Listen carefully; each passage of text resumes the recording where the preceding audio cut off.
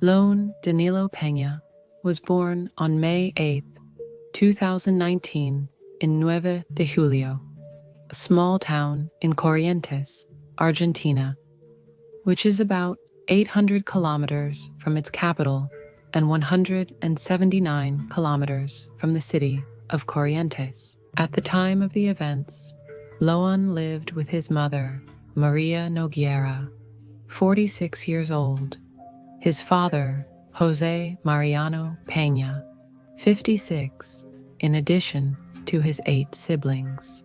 Like any other child his age, Loan had been attending kindergarten number 137, named Pedro Benjamin Serrano, for a couple of years, where, according to his teacher Karen, he was a completely normal child who liked to play, be with his classmates, and all the other activities that children of that age usually enjoy. There was no reason to think that Loan's ordinary life would be abruptly interrupted on Thursday, June 13th of this same year. That day, Loan and his father went to have lunch with the boy's paternal grandmother, Catalina Peña, who lives in the Algarrobal area, which is considered the rural area of 9 de Julio. Just that day, Loan didn't have classes because of a sports day that was being held at school. So it was his idea to go to the countryside where his grandmother lived. Jose thought it was a great idea, but he made it a condition that the boy's mother give her permission. So Loan, excited, went to ask his mother and came back a while later, affirming that his mother had said yes. Jose's family is very religious, and since that Thursday was the day of St. Anthony, several relatives came to Catalina's house to share a lunch with 12 other people close to the family. Beyond the boy's father and grandmother was his aunt, Laudalina Peña, accompanied by her husband, Antonio Bernardino Benitez, a couple who were friends with the homeowner, Daniel Fiorito Ramirez, and Monica del Carmen Milepi. Carlos Perez, a retired captain from the Argentine Navy, accompanied by his wife, Maria Victoria Cayaba, who is a municipal official. And apart from all these adults, there were also 6 children close to the family. During the meal, and as shown in the photos that were taken, Loan always stayed close to his father, perhaps a bit intimidated by the number of people he didn't know. It was when they finished eating that he separated from Jose for the first time. Among several of the adults, the idea arose to go to the orange grove, located in the forest that was approximately 600 meters from Catalina's house. The idea, which initially arose among Fiorito Ramirez, Antonio Bernardino Benitez, and Monica del Carmen Milepi, was quickly supported by the others, and some even decided to accompany them, like Laudalina and Camila Gomez, the wife of one of Jose's nephews, and the 6 children. However, Camila and Laudalina didn't reach the orange grove. Halfway there, the 2 women decided to return home, where Jose was still with Catalina. To be clear, Jose had never given Loan permission to go, but by that point it didn't make much sense. It was clear that the boy had gone with the others and that he would have to wait for them to return, to scold him for leaving without permission. After a while of lingering at the table, Benitez called Laudalina, his wife, to ask if Loan had arrived safely at his grandmother's house. Surprised, the boy's aunt replied that no, both she and Loan's father thought he was with them. Nervous and confused, everyone started looking for him, but it seemed like the earth had swallowed Loan. He was nowhere to be found, so after 2 hours of uninterrupted searching, Jose decided to call the police and report his son's disappearance. As you may already know, the investigation into Loan's disappearance is still active to this day. Since Loan disappeared months ago, practically every week we learn about new twists in the investigation. Whether it's because of new evidence that was found, the discarding of a hypothesis, or other reasons, we have witnessed how the investigation changes its direction. One just went to look for news about Lone before sitting down to make this video, and there were new things. Imagine months have passed. This makes it almost impossible to explain everything that has happened during this time without going crazy. That's why we're going to slowly explore the different stages of the investigation and what was gathered from them. Logically, the first stage was the one that arose from Lone's father's call on the afternoon of June 13. From the beginning, the police treated his disappearance as an accidental loss. That is, as if the boy had accidentally gotten lost in the woods by separating from his paternal family, which is the most normal thing to believe. As they thought the child might be lost in the area, a search operation in the woods was quickly initiated, involving dozens of officers specialized in tracking, search dogs, and also divers to explore the river and other lagoons in the area. Having found no trace of Lone in the searches that were carried out in the first 24 hours of his disappearance, only then did the police issue the SOFIA alert, equivalent to the United States America's Missing Broadcast Emergency Response Alert. It consists of a series of emergency measures to publicize the disappearance of a child and maximize efforts to find him. His photo is disseminated, a detail of what he was wearing when he disappeared, as well as the circumstances in which he did so. Despite the alert being issued due to the possibility that Lone may have been kidnapped, the truth is that the police did not seriously explore this possibility. Convinced that he was lost somewhere in the mountains, they skipped several of the steps established by the search protocol set by the Office for the Trafficking and Exploitation of Persons, which is an agency of the Public Prosecutor's Office, which says this protocol establishes that when it comes to children and adolescents and young women in situations of extreme vulnerability, one must always, in the range of hypotheses, try to frame the investigation around the most severe hypothesis.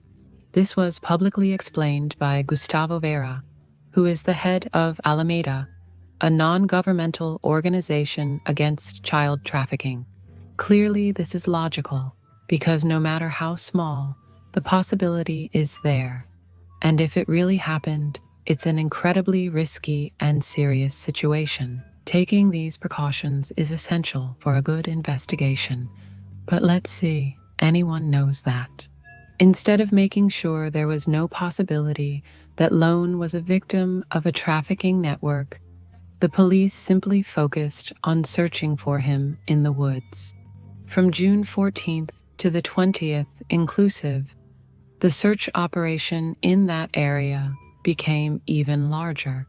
Convinced that Lone was in that area, things like leaving posts were implemented. That is, sticks with lollipops and water so that the child could find them and not dehydrate.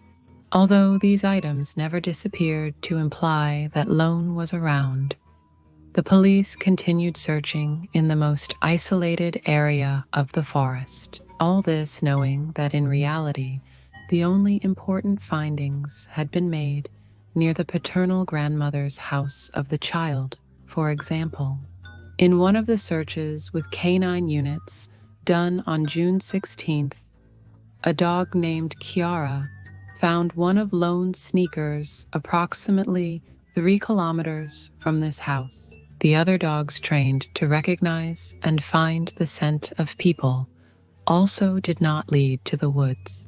In fact, they always stayed on the perimeter of Caterina Peña's house, even though the animals clearly thought there was a trace of the boy there. Commissioner Maciel ordered the officers to move away from the house and instead continue searching in the woods.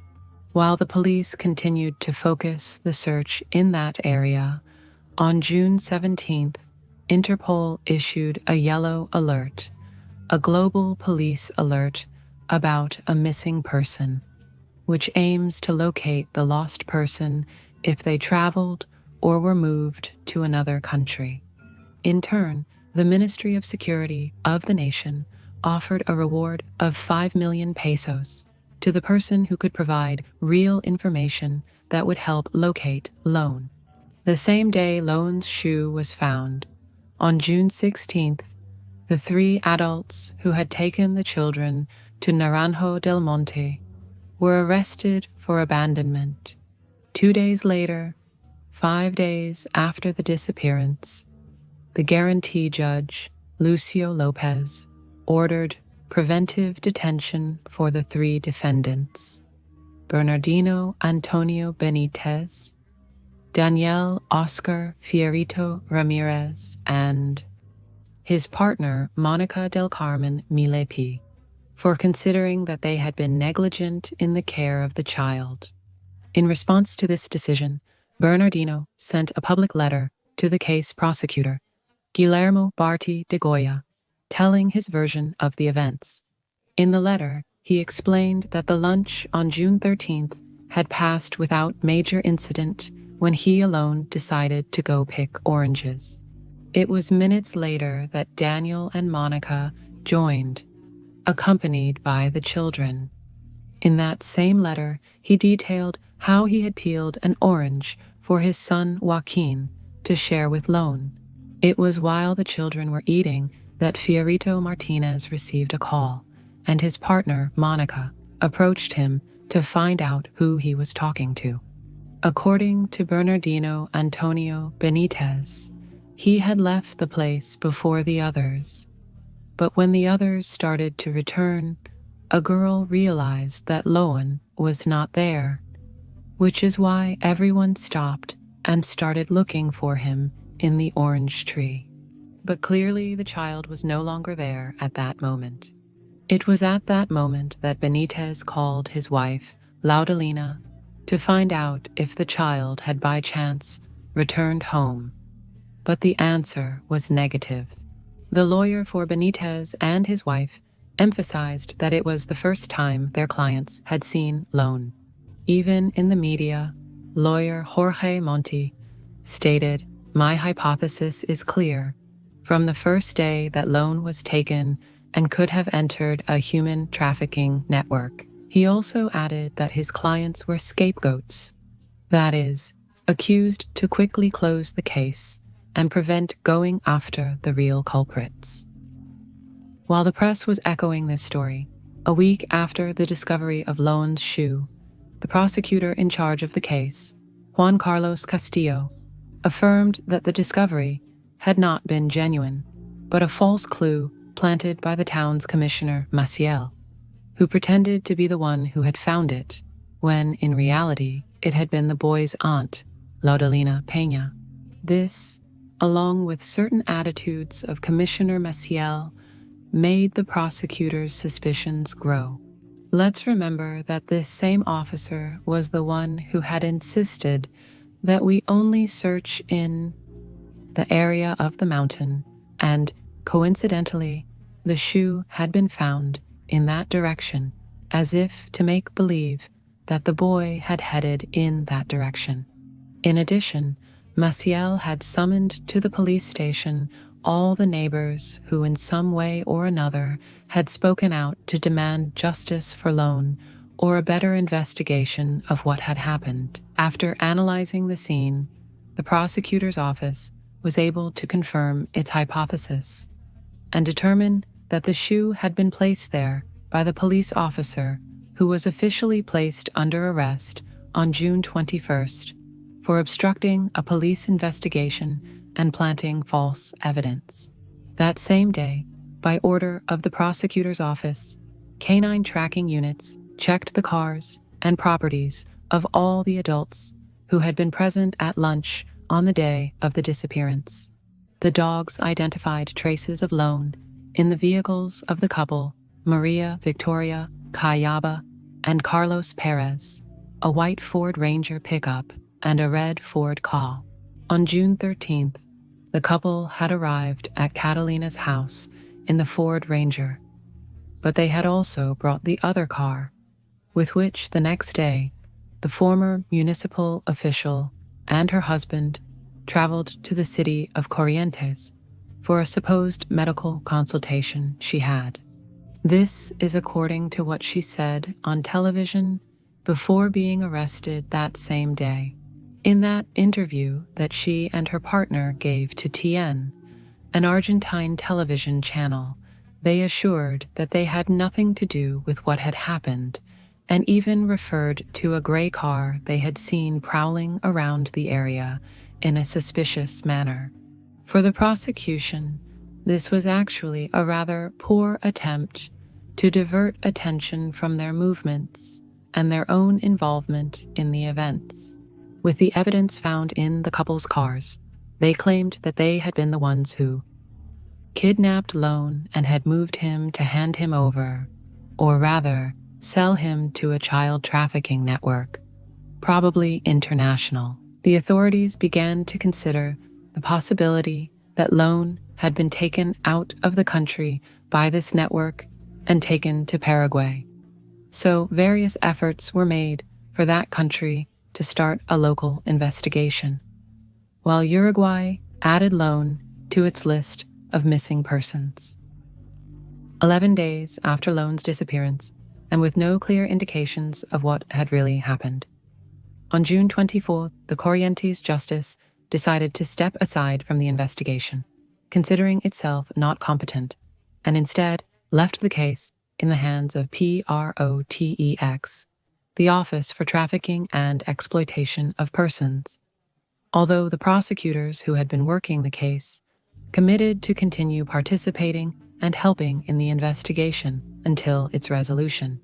From that moment on, all investigation actions would be carried out by the federal police of Argentina, and not by that of Corrientes, as it had been from the beginning. In the last days of June, Laudalina Peña, Loan's aunt, was called to testify as a witness to what had happened. The statement occurred at 3 a.m. at the prosecutor's office, with her lawyer present. On that occasion, and for the first time since the disappearance had occurred, Laudalina told a different version. She said that her nephew had not gotten lost in the woods, nor had he been kidnapped. According to what she told, Lone had been run over by the Ford Ranger of Carlos Perez and Maria Victoria Calava. According to what Laudalina recounted, the accident had occurred while she was heading to the orange grove with several of the guests. They had barely moved a few meters when they heard a crash and a screech of brakes. Lone had crossed in front of the couple's van without them being able to brake before hitting the child head-on. Confused by the noise, Laudalina headed to where she believed the accident had occurred. That's when she saw Carlos and Maria Victoria get into the back of the car, where days before the police had found traces of Lone. Laudalina explained that the couple deceived her, telling her they were going to take her nephew to a hospital, and that they were also going to notify Commissioner Walter Maciel. Finally, they asked her not to say anything and got into the car to leave the place, although they came back a while later.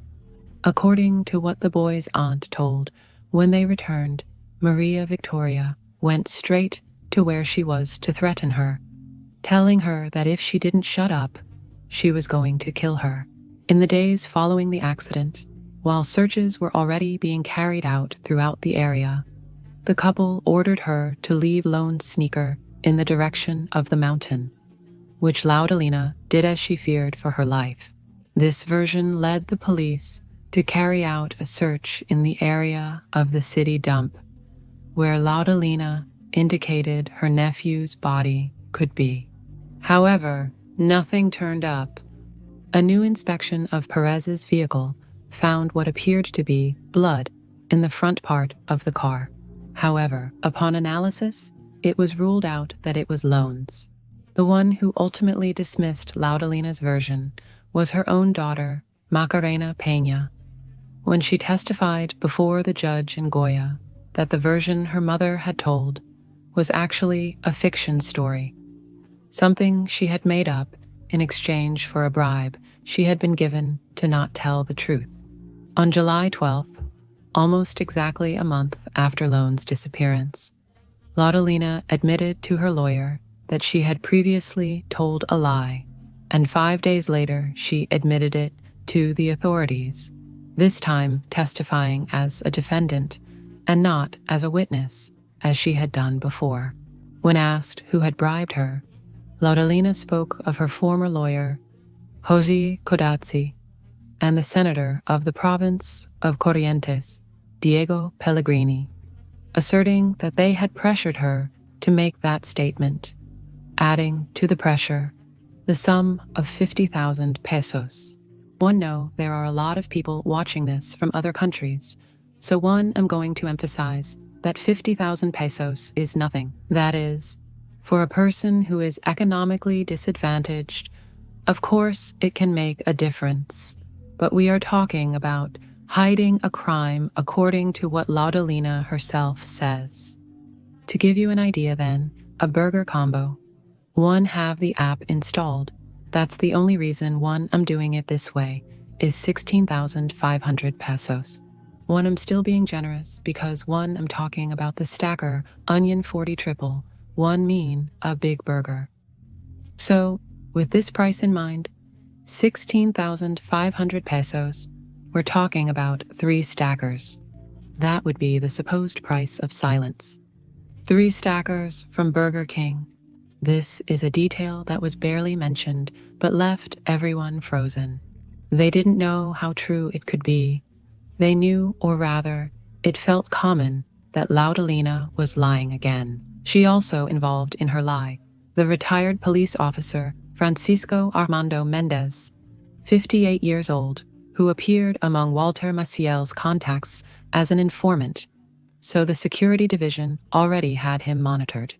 According to Laudalina, the retired police officer and the commissioner were the ones who were waiting for her husband, Bernardino Antonio Benitez, and the other adults to take Loan away from them. This statement led to the man who was lying being arrested in mid-July, but released a few days later, as there was no evidence clearly linking him to the boy's disappearance. Since it was proven that Laudalina had lied on several occasions about what she had or had not seen on the day of the events, investigators have focused on her, considering her a key point in unraveling what really happened to Loan. At this point, we all wonder why they don't just tell the truth, simply because it makes no sense to keep lying. On August 13th, federal judge Cristina Poser Penso ordered a review of the bank accounts of everyone involved in the case up to that point, an order that was carried out by the airport security police, returning a detailed report of the movements and their amounts. For example, in the account of the former commissioner of Goya, Walter Maciel, 2 somewhat suspicious transactions were found. The first one occurred on June 16th, 3 days before Loan's disappearance, and it was a transfer of 170,000 pesos from a Mercado Pago account, a virtual wallet from the Mercado Libre platform, in the name of Jose Robledo. A new transfer arrived in his account in July, almost a month later, although by that time Maciel was already detained because it was believed that he had some kind of involvement in Loan's disappearance. That second transfer was made by a certain Juan Jose Dominguez, and he sent 50,000 pesos.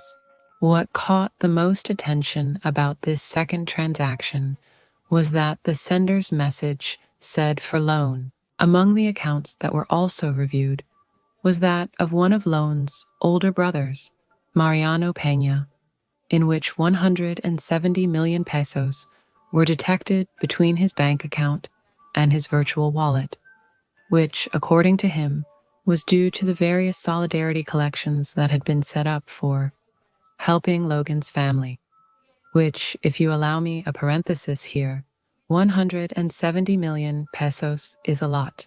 Once true that the currency is devalued and the case is incredibly well known, but one can't find a way that just through donations they reach such a high number. You can buy a house for 170 million pesos. Still, this is just a side note one want to make. And the reality is that with how well known the case was, they could well have collected that sum. Because to this day, we are still waiting for news all the time. That is, yes, it may be that new people are constantly finding the alias to send money, and it may be that they were collected in that way. But it really is also a lot. As for the other relatives of the child, no suspicious or large volume movements were identified in their accounts. Today, months after the disappearance, there are still no certain clues as to what happened to him. The latest news that has emerged is that Bernardino Antonio Benitez asked the prosecutor's office to expand his statement, so it is believed that he could contribute new information to the case. Although his lawyer Ricardo Osuna downplayed the request, assuring that his client is not going to provide any relevant information about Loan's whereabouts, but details of his story that he has been agreeing on over time. Neighbors of the man have said that they no longer want him in their town, 9 de Julio. A neighbor tired of Bernardino Benitez's behavior stated that ever since she knows him, he's always in jail. He must have been arrested 5 or 6 times. Ever since they found out about Loan, they've been trying to avoid him at all costs. Since then, they don't let the younger ones get close to him. The same neighbor claimed that Benitez sexually abused a girl, but he spent so little time in jail that the young woman had to move to Buenos Aires. He got out quickly and then returned for either theft, cattle rustling, or selling substances. The same person says that his wife, Laudalina, is just like him or even worse. And as one tell you, there are few neighbors who like the couple, if there are any at all. Another man said he didn't know where Benitez got the money from because he rarely saw him working. He even spoke of a rumor in which this man would have faked a disability pension, and that's where he got some money from. He asserted that Laudalina is the same, and that she only thinks about inheriting her mother, Catalina's field. Not only do they see him as a degenerate and a slacker, but they also say he was after dirty money, that he was terribly in debt. Even his sister, Ana Isabel Benitez, said it was right that he was detained and that surely Laudalina was involved in the same way. One doubt there is a person in 9 de Julio who wants them to be set free. They speak horrors about them. A delivery boy answered the following to Clarín: "Isn't it strange that no one speaks well of that gentleman? Now, it seems like he's playing the poor thing, and he's a real shameless person. First, he has to speak up, and then pay for what he did." Loan's mother, Maria, once again approached the orange grove where her son supposedly disappeared and affirmed she is convinced that he was taken away. She said, "One can't believe so many days have passed without knowing anything about Loan, without having an answer. He is fearful and likes to walk, but always accompanied by his brother, father, or me, with other people or not. As of today, we have the discovery of a new clue. According to some news media, a shirt with blood stains was found in the Naranjal area. In addition to 2 burlap bags and a bucket that could also contain traces of blood. The white shirt with black stripes on the sides and the Nike brand logo corresponds to an adult, but not to any of the defendants or those present at the lunch on June 13th. The police must determine to whom the garment belongs, and if this person could have had anything to do with Lone's disappearance. In addition to, of course, finding out if the blood present on the items could possibly match that of the 5-year-old boy. The strangest thing about this discovery is the place where it appeared. El Naranjal, of course, was one of the places where most of the searches were conducted, and at no point was the garment or the bags discovered, which suggests that someone must have left them there when there was no police presence. Fernando Burlando, who recently took over the defense of the family, stated that he is convinced that Lone was a victim of a trafficking network from Brazil, or that due to the massive search for the child and the media coverage of the case, he may have been handed over to a family outside the country to take care of him and hide him. One remind you that Fernando Burlando has appeared in renowned Argentine cases. All those who become media targets are a good objective for him. At this point, in fact, I'm tired of naming him. The renowned lawyer also said he distrusts the ex-military man Carlos Perez more than anyone else. In early October, the chats that the police officers from the July 9th police station had with Commissioner Walter Maciel, who is detained and charged with qualified concealment, were made public. You will see that at the top of the chat, it says Chief Maciel. And the important thing about this conversation is the following. We are pointing at Benitez, the head of one, who handed over the creature, that Laudalina's aunt is involved. You know what doesn't add up, boss? That Victoria and her husband left knowing that the child was lost. But we will show everything well organized. Boss, one ask, from my ignorance, why don't all the forces that are conducting the investigation gather and put on the table what they have, what info they handle? Why are they all separate, each with their information, instead of uniting and putting together the puzzle? From my point of view, and looking from the outside, it should be like this, since we are all for the same fact. And what this person says makes a lot of sense. This is really how normal logic works. But you see, things are much more complicated than this. Carlos Perez, one of the detainees in the case, gave a piece of information in a somewhat indirect way. This happened while Justice was searching the cell phone of Camila Nunes, the cousin of the boy. In a conversation with a person named Abigail, Camila assured that Perez said, "That is Carlos, that Loan is with a man, and that he is alive." To which Nunes responded, "Why doesn't he say where he is? Everything is very strange about that man. Hopefully he has mercy for what he did."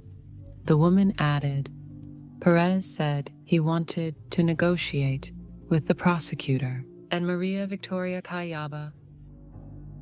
A few days ago, Laudalina asked to expand the inquiry. She wanted to talk to the judge, who finally agreed. This was to clarify some things she said. However, she later retracted, saying she didn't want to testify again, as she was not in a good mental state to do so. One NA letter she sent to the judge, she said, "One swear on Lohan's life and my children's that one will shout my innocence until the last second of my life. But with everything they do to me, one apologize for everything. I'm not in a position to testify.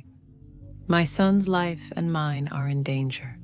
Another detail that emerged and was widely replicated in the media occurred after the search began and the procedure with the court.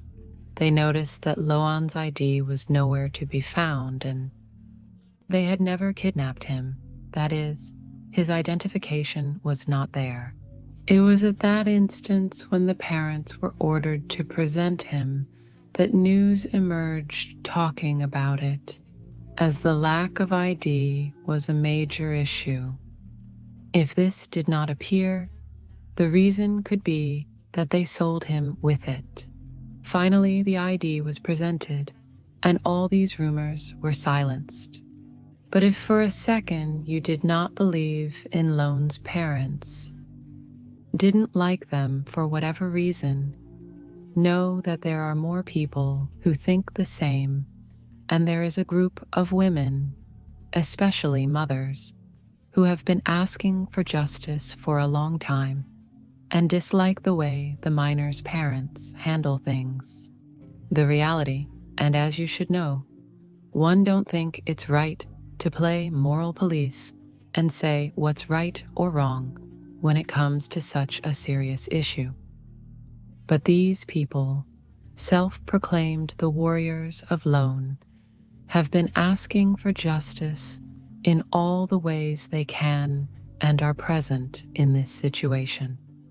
They go to the courthouse every day, trying to apply pressure. They feel that Lone's family is too calm. One of the criticisms that was made was precisely that while they were meeting early in the day, the parents did not do the same or even anything similar.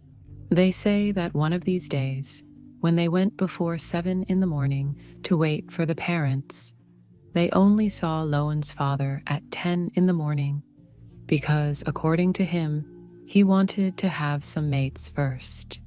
Clearly, these types of attitudes are not well received, and even less so given the urgency, but we also don't know what's happening internally. Burlando, the media lawyer who got involved in this case in defense of the family in the first instance, stated regarding the doubts he himself had about the parents and about the governor of the province of Corrientes, Gustavo Valdez. Almost 100 days after Lone's disappearance, his parents denounced the provincial government for poor performance and called for a political trial against Valdez for the lack of answers. They were asking for the dismissal. This happened in mid-September, and at this point, they admitted that there seemed to be a lot of people involved in hiding what was happening in the case. A particular action by Valdez was questioned. This tweet he posted on June 29th. Laudalina testified both before the General Prosecutor's Office and the Provincial Prosecutor's Office of Corrientes, and she would have narrated how the events of the Lone case unfolded. Everything that has been done is being referred to the federal justice so that it can proceed according to law. This, which at first glance might seem like just a fact about the case, for many implies that the case was resolved after Laudalina's statement. Roberto Mendez, the lawyer who remained with the parents after Burlando abandoned their defense, accompanied them with the request for impeachment. Burlando clarified that he told Lone's parents not to meet with anyone who was tied to the case. When he saw that the parents had a meeting with someone from the governor's office, even if he didn't know exactly who, he stopped trusting them, accusing them of stepping aside, giving up, and basically handing over the child by doing this. He said that the parents' attitude would have changed after that meeting, and warned that they were making a pact with a person who has ties to the investigation and with those who know what happened to the boy. This, in his own words. On the side of Lone's family, they clarified that all the decisions they made were due to the lack of action in the case. At that time, 100 days had passed without any progress, so they had to make a decision, some sort of action on the matter. And from there, that's when the meeting would start. The change of lawyers and all that. Unfortunately, one have to remind you about another case, which is that of Lucio Dupuy, about whom one made a video a few weeks ago. From what happened to that child, a foundation was created in his name, from which now comes a very serious accusation, but that really has nothing to do with them. The headlines these past few weeks have been saying that 10 people from that foundation were taken into preventive custody for obstructing the search for Logan. They are Federico Colombo, arrested in Tucumán, Nicolás Soria, alias El Yankee, or the American, the lawyers Elizabeth Cutala, Alan Cañete, and Delfina Taborda, Pablo Noguera, Pablo Núñez, Valeria Lopez, Veronica Machuca Juni, and Leonardo Rubio. Nicolás Soria, the Yankee, faces charges for usurpation of title, as he often presents himself as a Central Intelligence Agency investigator or other important agencies. He would change it around, but that was the basis of the lie. And he was also arrested for supplying narcotics. All were charged with unlawful deprivation of liberty, fraud against the public administration, and aggravated concealment. Federico Colombo was accused of breach of professional secrecy, perjury, and title usurpation. This last crime would also correspond to Cañete, Núñez Lopez, and Machuca Juni. It is suspected that these people were operating from a hotel, which they initially did not let the authorities in.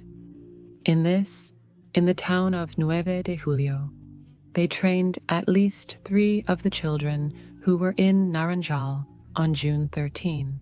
Also to Camila Núñez, who is a key witness, and the daughter of Laudalina Peña Macarena. That was the first thing we knew. The thing would be like this. Gabriel Soria, 42 years old, arrived in the town of Nueve de Julio in Corrientes as soon as the search for Loan began, and said he was accompanied by other collaborators from the Lucio Dupuy Foundation, including lawyers, volunteer psychologists, and even a police officer. In this way, under the title of the Lucio Dupuy Foundation, he managed to prevent the youngest members of the family from testifying. Posing as an Interpol officer, Soria accused a family from Nueve de Julio that had a history with drug trafficking. But his role was not passive. He followed them, watched them, and even made a clearly false raid, because he has no real authority for such a thing. She worked daily on one of the family brothers, to whom she gave different substances in exchange for his participation, and to point out his relatives as responsible for Loan's disappearance. She took advantage of the man's weakness, as he was a recovering addict, but it didn't work out well because he really didn't know anything about the case. All of this was not random. Soria targeted these people based on information provided by Gustavo Vera from the La Alameda Foundation. This information stated that a day before the events, a drug gang from Nueve de Julio had been arrested, and what happened to Loan was a revenge because they were caught. But let's see, this is not even a hypothesis with some support. It is merely a theory based on a piece of information that coincidentally matches the date. That is, they caught this family, some people from the family, a day before what happened to Loan. So Soria decided to lie, falsify his identity, and try to catch this family without any kind of evidence and without being sure of what he was doing. Soria's reasons for seeking justice at this level were mere self-publicity. He simply wanted to exploit the situation. In the ruling by which Judge Cristina Poser Penso processed these 10 people, there is a famous quote from Hannah Arendt. Constantly lying does not aim to make people believe a lie, but to ensure that no one believes in anything anymore. A people who can no longer distinguish between truth and lie cannot distinguish between good and evil, and such a people, deprived of the power to think and judge, is, without knowing or wanting it, completely subjected to the empire of the lie. With people like that, you can do whatever you want. And it really is something that describes very well what happens with this and other similar cases in the country. There are so many facts between truths and falsehoods that it becomes very difficult to understand or follow for the average person. If we can't understand what's going on, we can't demand justice because we really wouldn't know who to point at. Something that might be interesting to you anyway is the connection between the family's lawyers. You may know this in advance, or you may have heard it in my video about the Candela case, but the lawyer, Burlando, had or has contact with Father Grassi, who was convicted of sexually abusing a minor. Juan Pablo Gallego, in September of this year, took charge of Loan's case, and it turns out he is the same lawyer who put Grassi in jail. He shares this new job with Roberto Mendez, as one mentioned before. That's really a tiny coincidence, just a splash of color. The important thing is about the lawyer, Miguel Angel Pieri, who was the defense attorney for Father Grassi. Pieri was part of the defense for Jorge Mancheri, convicted for the sexual abuse and femicide of Angeles Rawson, an extremely well-known case here in Argentina. He defended Menem back in the 90s in the case for arms trafficking to Ecuador and Croatia.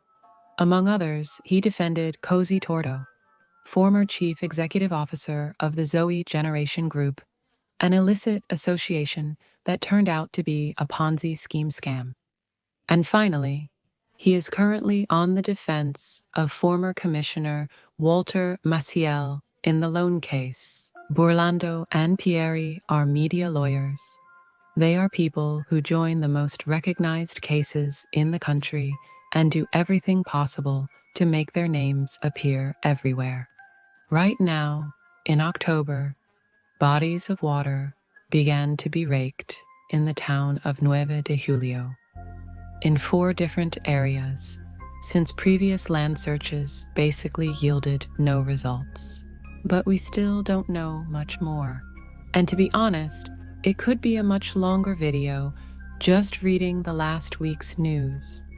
When in fact, one just put loan on the internet, on Google, just on Google, and a new note appeared in Chronica talking about a threat to the police officer who stated that loan had appeared.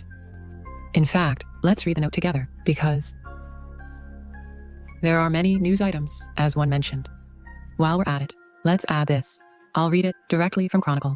It's about the non-commissioned officer Mariano Hernan Duarte, who hours after Loan's disappearance had warned that the boy appeared. According to local journalist Juan Cruz Velázquez, the non-commissioned officer would have received death threats. In addition, the journalist announced on his networks that the incident was never thoroughly investigated. The message sent by radio signal indicated, "Loan appeared. He's okay, but scared." The justice system ordered the seizure of the phones of Mariano Hernan Duarte and other police officers from 9 de Julio, in addition to the detained Commissioner Walter Maciel and Camila Núñez, Loan's cousin. Officer Duarte was pointed out by Walter Maciel, former commissioner and detainee in the case, as the one responsible for spreading the version that they found Loan. Maciel says the following: Sergeant Duarte Mariano, alias Loro, contacts me. He calls me on the phone and tells me that they found Loan. He tells me that they are going to the grandmother's house. One, inform them of the situation and bring ambulances. On the way, they call me and tell me it was a false alarm. Duarte got a scolding. One don't know where that rumor came from. For her part, Monica del Carmen Milapi, another of the detainees, declared in court that after the notice that Loan appeared, Laudelina Peña, Loan's aunt, was on the phone and said, "No, it's a lie. He didn't show up." That she was talking to Camilla, and she told her no. There you have it. This came out a few hours ago. And just like this, tons of news came out. Every time one put Loan in the search engine, something new appears. But they are all very, very small details that don't really make a difference as such in the case. So, as one was saying, one could make, let's say, an hour more of content just reading what one find here. Hour after hour, one put myself 3 days in a row and one tell you what there is. But as Hannah Arendt's phrase says, this is so full of versions difficult to clarify between truth or lie, that if we keep adding details and speculations, we are going to get confused, which is precisely what some people want to happen. So we're going to leave it here, with what we know. The video ended here. That's what is most certain about the case. Loan disappeared. The aunt is lying. There are people who are working to find the boy. There are people who are working so that no one knows what happened, and so that the case is forgotten, and we really don't have many certainties. So well, one hope that at some point we can make a video with an update in which we know what happened. Honestly, one highly doubt it. So tell me what you think down in the comments. I'm reading them. Remember that you can send me case recommendations to my email, which is the easiest way to do it, since there one can read them, save them in little folders, and you can also send me links of things, files, photos, whatever you want, and you are not limited by the characters of YouTube comments. So my email is down in the description of all the channel videos. That's all for now. Here are the Patreons and channel members. Thank you for supporting me through these means. And without anything else to say, here is a recommended video. You can subscribe by clicking on my face, and see you in another video. Goodbye.